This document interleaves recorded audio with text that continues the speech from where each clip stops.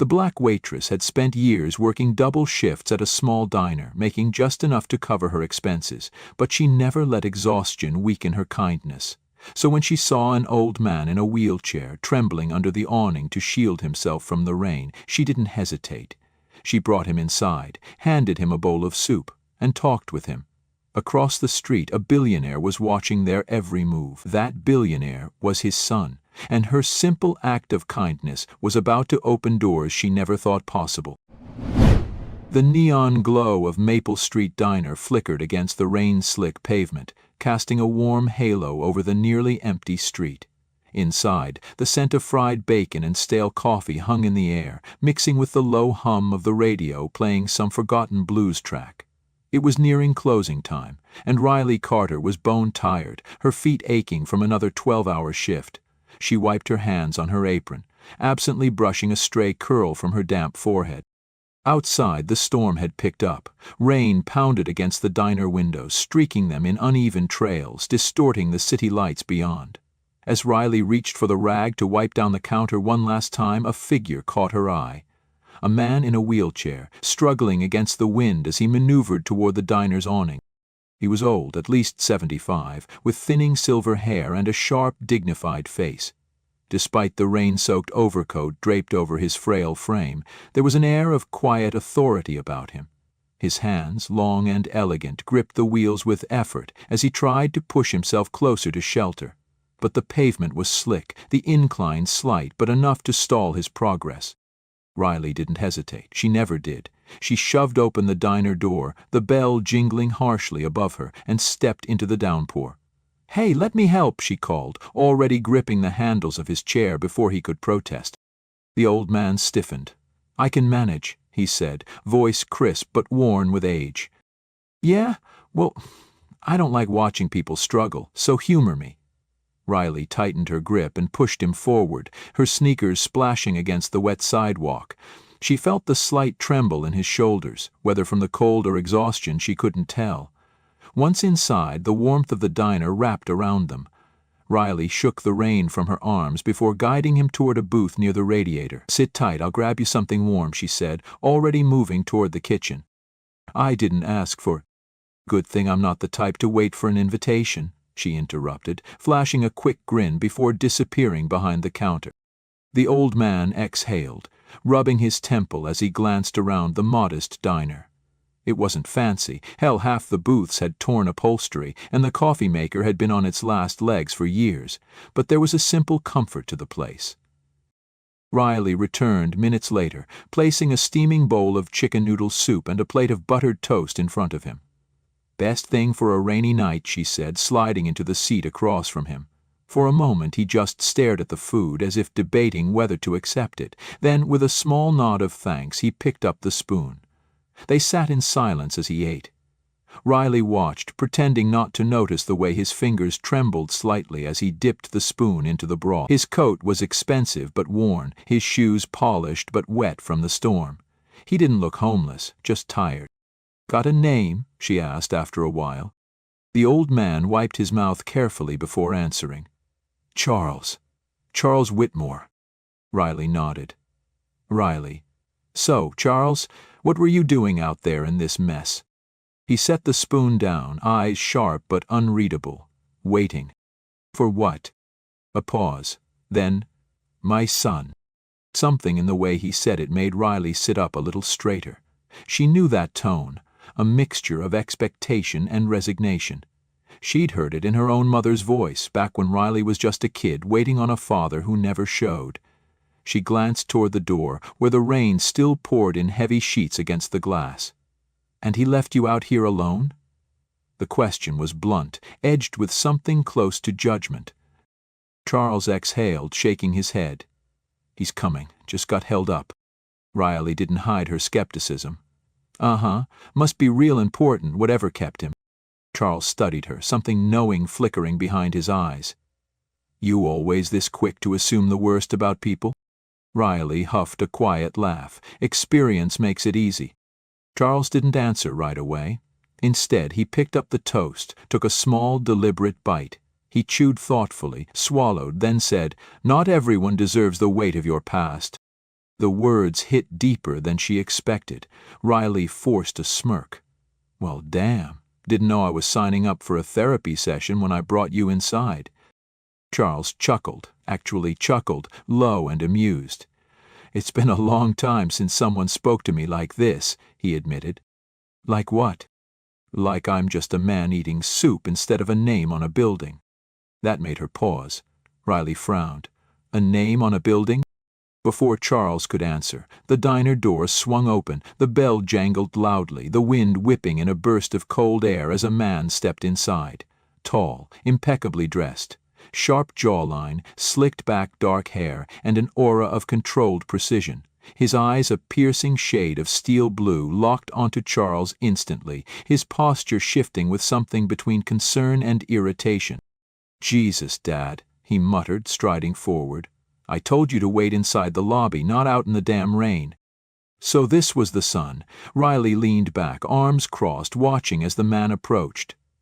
There was something about him that instantly rubbed her the wrong way. Maybe it was the way he barely spared her a glance, or the fact that he looked more annoyed than worried about the old man he'd left outside in a storm. Charles, however, remained unfazed. Plans changed, he said simply, dabbing his mouth with a napkin before gesturing toward Riley. This young woman was kind enough to help. For the first time, Nathaniel Whitmore turned to really look at her. His gaze was cool, assessing. Riley felt the weight of it immediately. The kind of look she'd gotten from men in suits before. The kind that saw where she worked, what she wore, and dismissed her in an instant. His nod was polite, distant. I appreciate it. Riley cocked an eyebrow. Yeah, well, he was soaking wet and sitting outside alone. Didn't feel right just ignoring him. Nathaniel's jaw ticked slightly, like something about that statement didn't sit well with him, but instead of responding, he turned back to Charles. Are you ready to go? Charles sighed but nodded. Yes. He turned back to Riley. Thank you, dear, truly. Riley waved him off. Just a bowl of soup, Mr. Whitmore, nothing special.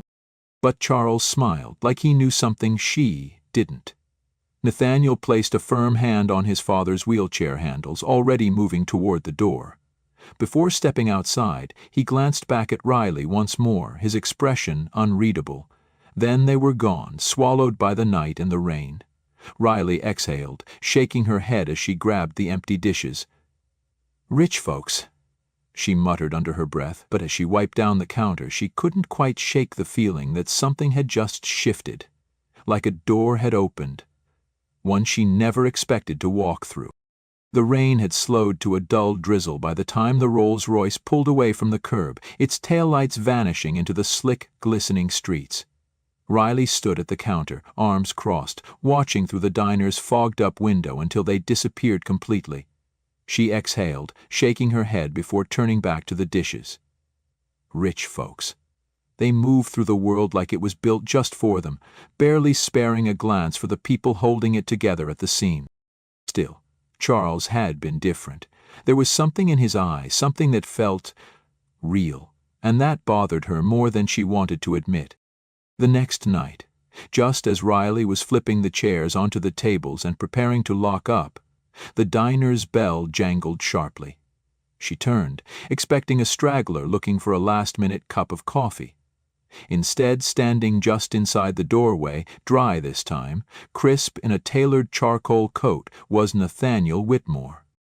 Riley's brows shot up. Lose your dad again? Nathaniel barely reacted, his face impassive.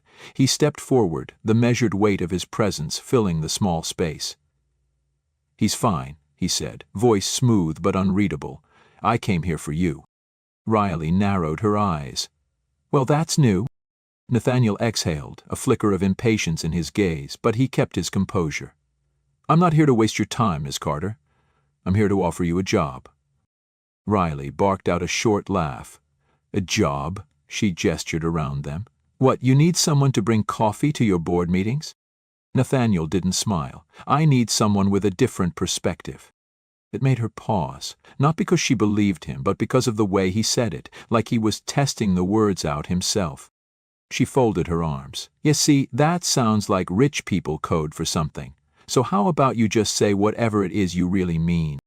Nathaniel studied her, his expression cool but not uncurious. I run a company built on innovation, on ideas that push past the expected. He took a slow step forward, like he was making sure she was really listening.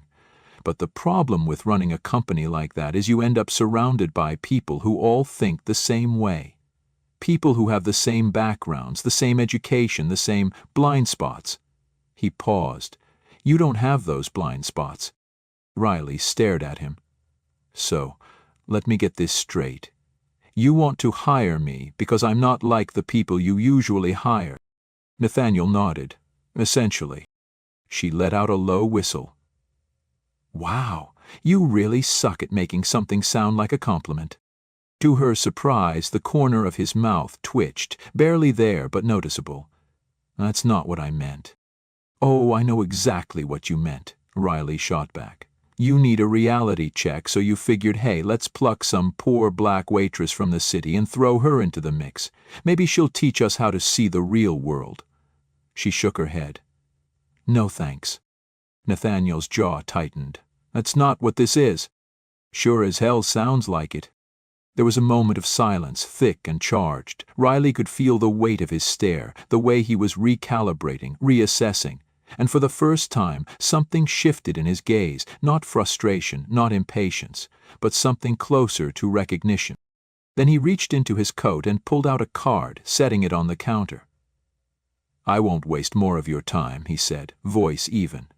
But if you change your mind, call me. Riley didn't pick up the card. Didn't even glance at it. Nathaniel didn't seem surprised. He simply gave a curt nod, then turned and strode toward the door. Just as he reached it, Riley called after him, Why me? He stopped, but didn't turn around. She took a step forward, eyes narrowed. You could have hired anyone. Hell, you probably already have people whispering in your ear, telling you what's wrong with your company, so why come back here? Nathaniel hesitated. Then finally he said, Because my father thinks you're worth listening to. And just like that, he was gone. Riley let out a breath she didn't realize she'd been holding. Slowly, she reached for the business card, flipping it between her fingers. Nathaniel Whitmore, CEO. The embossed letters gleamed under the dull diner lights, expensive, pristine. She should have tossed it in the trash, should have let it sit there on the counter until some half-drunk customer spilled coffee on it, but instead she slipped it into her pocket. For 2 days, Riley ignored the card. It sat on her nightstand, untouched, its sharp, embossed letters gleaming under the dim glow of her bedside lamp. Every time she looked at it, she heard Nathaniel Whitmore's voice, calm and calculated. Because my father thinks you're worth listening to. That was the part that stuck with her, not the 6-figure salary she was sure came attached to the offer, not the idea of working for a billion-dollar company, but the fact that Charles Whitmore, a man who had no reason to give a damn about a waitress from the South Side, had thought she was worth something. That didn't happen. Not to people like her. By the 3rd day, the curiosity burned more than the skepticism. And maybe, just maybe, a small part of her wanted to prove something. So, against her better judgment, she dialed the number. The voice on the other end was crisp, professional. Mr. Whitmore's office. Riley hesitated. Then, forcing herself to sound unaffected, she said, Tell him the poor black waitress from the city is calling. There was a pause, then, 1 moment, please. Less than 10 minutes later, she was stepping into an elevator that smelled like wealth. The sleek, steel-paneled walls of Whitmore Innovations rose around her as she ascended, each floor ticking by in silence. Riley had never set foot in a building like this before, where the floors shone like glass and the air carried a weight she couldn't quite name. When the elevator doors slid open, a woman in a charcoal-gray suit was already waiting for her, blonde, sharp-out, the kind of person who looked like she judged people before they even spoke. Miss Carter? The woman didn't wait for confirmation. Follow me. Riley walked, feeling the weight of every stare as they moved through the pristine, high-ceilinged office space. She could feel the glances from employees in their designer suits, the way their eyes flicked from her thrift store jacket to the sneakers that had seen better days. She knew exactly what they were thinking. What is she doing here? By the time she was led into Nathaniel's office, she was already debating whether to turn around and walk out. But then she saw Charles Whitmore. The old man sat by the window, a cup of tea in his hand, watching the city below like it held an answer he'd been waiting on. When he saw her, he smiled. "Miss Carter," he greeted, like they were old friends. "Glad you came." Nathaniel was at his desk, sleeves rolled up, gaze unreadable as he studied her. He didn't rise, didn't offer a greeting, just watched. Riley crossed her arms. "All right, you got me here. So what exactly are you trying to sell me?" Nathaniel gestured to the chair across from him. "Sit." She didn't move. He exhaled, rubbing his temple, then leaned forward. "I'm not here to sell you anything. You asked why I came back to the diner. The truth is, I don't usually take advice from my father." Charles let out a quiet chuckle. "That's an understatement."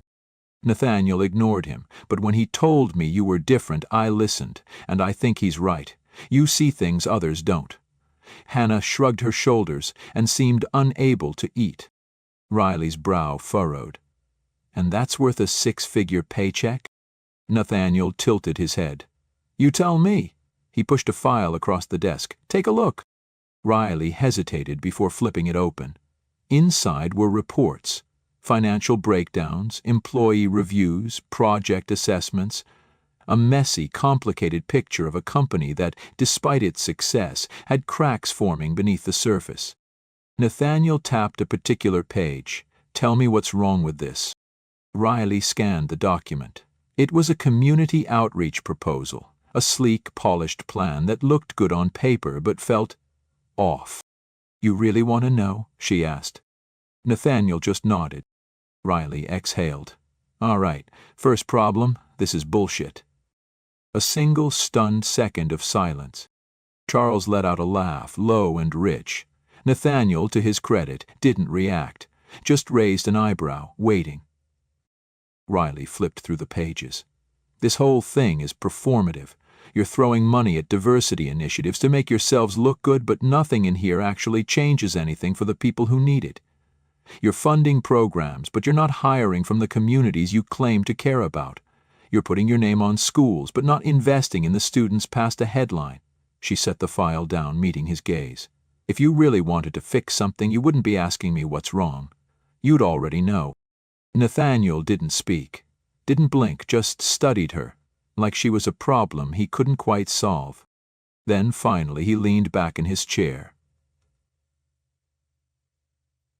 "You're hired?" Riley blinked. "Excuse me?" Nathaniel crossed his arms. "You want to prove me wrong? Fine, do it from the inside." She let out a sharp breath, shaking her head. "That's not why I came here." Charles set down his tea. "Then why did you?" Rise opened her mouth, then closed it. Because she wanted to prove something? Because part of her wanted to be seen, truly seen for once? Or because, deep down, she knew she wasn't meant to stay behind that diner counter forever? Nathaniel watched her struggle with the answer, then gave a slow nod. "Call me when you decide." Riley didn't reply. But this time when she left the office, she didn't throw away the file. Riley's first day at Whitmore Innovations felt like walking into a battlefield unarmed. The stares started the moment she stepped off the elevator, polite but cutting, thinly veiled curiosity wrapped in condescension, the kind of looks that said, "What is she doing here?" without needing to say a damn thing. Nathaniel hadn't placed her in some high-powered position, hadn't given her a fancy title or an office with a skyline view. Instead, he'd dropped her into the trenches, made her an assistant in the corporate development division, a place where decisions were made but power was carefully hoarded. It was a test. He wanted to see if she could swim before he let her anywhere near the deep end. The work itself wasn't hard. Scheduling meetings, reviewing reports, sitting in on conference calls where no one bothered to acknowledge her. But it was the people that made it exhausting. She heard the whispers, the hushed conversations in hallways when they thought she wasn't listening. Nathaniel's charity case, some experiment, diversity hire, temporary. Riley didn't react. She never did. She just watched, listened, waited. And she learned. She learned who held the real power in the company, not just on paper, but in the way people leaned in when they spoke, the way others paused before responding, measuring their words carefully. She learned that Langley, the senior executive overseeing company acquisitions, was the one everyone pretended to respect but no one actually trusted. She'd learned that the outreach initiatives Nathaniel had her critique were still being pushed forward, half-baked and hollow, because someone upstairs didn't give a damn about changing the way things worked. She also learned that Charles Whitmore had never liked Langley. It had been a passing comment, something Charles had muttered that night in the diner over a bowl of soup. Some men know how to build something, others just know how to steal. Riley hadn't thought much of it then, but now, a month into this job, the words rang in her head like a warning bell. Because 2 days ago, Whitmore Innovations suffered a major data breach. Confidential project details, financial records, development blueprints, leaked to a competitor. Nathaniel had torn through the office like a storm, demanding answers, calling for investigations. And while no one had been officially blamed, whispers had started pointing to one name: Langley. And Riley had a feeling those whispers were right. So she started paying attention, more than before, watching him. The way his fingers drummed against his desk in meetings, restless and twitchy. The way he smiled too easily when questioned, his answers rehearsed but never quite convincing. Then the messages started. At first it was subtle, a wrong number call that hung up when she answered, then an email, unsigned, that just said, "Stop digging." And then, one night, a text. "Leave it alone, Miss Carter. You don't belong here." Her stomach twisted. She brought it straight to Nathaniel. He read the message twice, jaw tight, then set the phone down. This could be nothing. Riley folded her arms. Or it could be everything. Nathaniel exhaled through his nose, rubbing the bridge of it like he could already feel the migraine forming. "You realize who you're accusing, right?" "I'm not accusing anyone," Riley shot back. "Yet, but someone sure as hell wants me to stop looking." Nathaniel was quiet for a long moment, his fingers tapping against the desk. Then, finally, he met her gaze. "You're playing a dangerous game, Miss Carter." Riley leaned forward. "If I'm wrong, then this should all go away. But if I'm right, he's going to keep pushing, and eventually he's going to push the wrong person." Nathaniel studied her, really studied her, and for the first time Riley saw something flicker behind that carefully controlled expression. Not just consideration. Trust. Then, with a slow nod, he said, "Let's find out if you're right." The trap was set. Nathaniel had quietly circulated a memo about a supposed merger, one that, if leaked, would be catastrophic for the company. The document was fake, a carefully crafted lie, but the bait was perfect. Riley had watched from her desk as whispers spread like wildfire through the upper floors. It was only a matter of time before the wrong person took the wrong step. It took 2 days. On the third night, security flagged an unauthorized data transfer. Someone had accessed the confidential file and attempted to send it to an external source. Nathaniel received the alert first. Riley wasn't in the room when he saw it, but she could imagine it. The slow inhale, the tightening grip around his pen, the sharp realization that he had his man. "Langley." Nathaniel's voice was steel when he called her into his office. "We got him." Riley didn't celebrate, not yet, not until she saw it for herself. Langley was called into a boardroom meeting the next morning. Nathaniel sat at the head of the table, his expression controlled but sharp, Riley at his side. Security stood discreetly by the door, silent but ready. Langley walked in, smooth as ever, his confidence unshaken, until Nathaniel slid a folder across the table. "This is the email you sent last night." Langley glanced at the file, then let out a short laugh.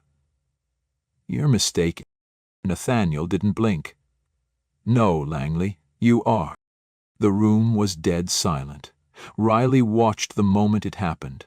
The flicker of doubt, the slight twitch in Langley's jaw, the way his fingers tapped twice against the table before stilling. A tell.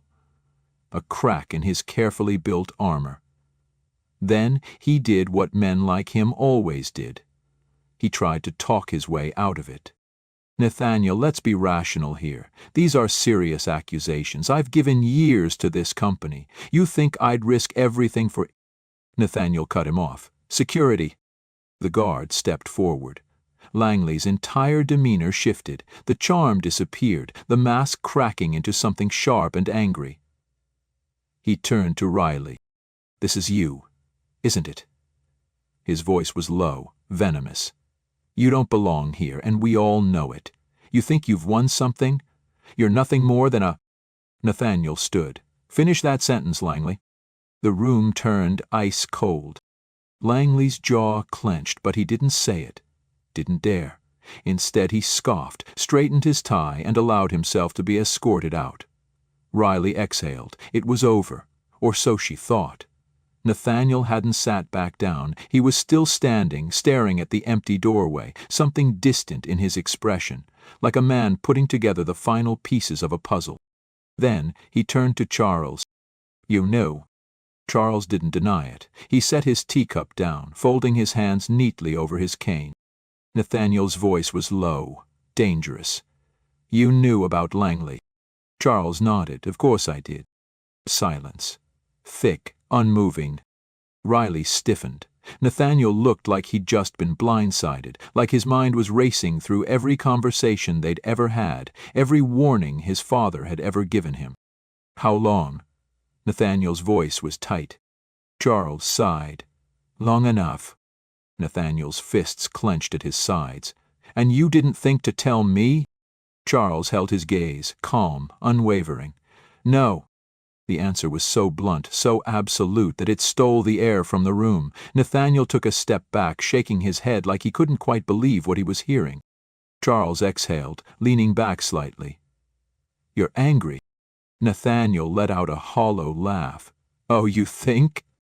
You had to see it for yourself. Charles's voice was steady but firm. If I told you, you would have dismissed it, rationalized it. That's what you do, son. You trust your systems, your protocols. But business isn't just numbers, it's people, and sometimes people will betray you. Nathaniel didn't respond. Charles nodded toward Riley. And sometimes they will surprise you. Riley's breath caught. She hadn't expected that. Nathaniel was still too stunned to speak. Riley could see it, the way his entire worldview had just shifted.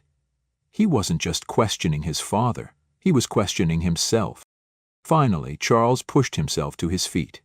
I wanted to see if you were the kind of man who could recognize the difference. He adjusted his coat. Now I know.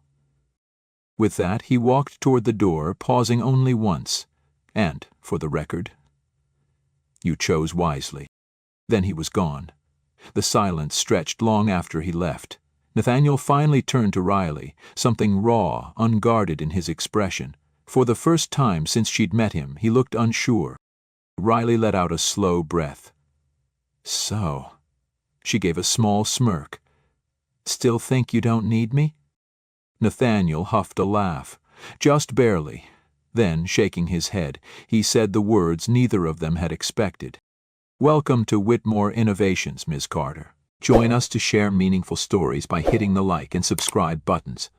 Don't forget to turn on the notification bell to start your day with profound lessons and heartfelt empathy.